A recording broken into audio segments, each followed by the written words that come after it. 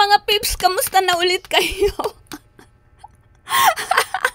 Okay, sinalubong agad. Okay, ang inyong guro, pasensya na kayo. Ang tagal kong nawala, long time no hear from me, no? Okay, pag-aralan na natin ang pinakahuli yung mga in-upload ko last time. Ito na yung pinakahuling lesson na ginawa ko, aspekto ng pandiwa, verb aspects.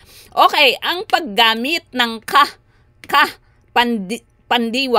pandiwa, sa pandiwa upang ipakita, okay, ang paggamit ng pandiwa sa pandiwa upang ipakita ang katatapos pa lang na salita. Ang paggamit ng sa pandiwa upang ipakita ang katatapos pa lang na salita.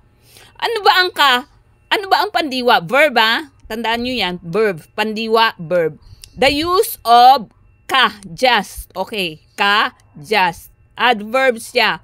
To emphasize a recent action, meaning very recently, or to express a simple or exact quality. Halimbawa, example, to shower. Salitang ugat, ligo, shower. Ibig sabihin ng ligo, shower. Ligo ko lang. Remember, yung ligo, yung root word.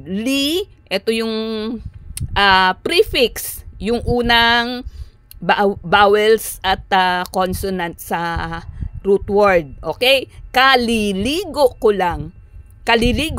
I just took a shower. Okay, bye-bye. Pag-aralan nyo yan, ha?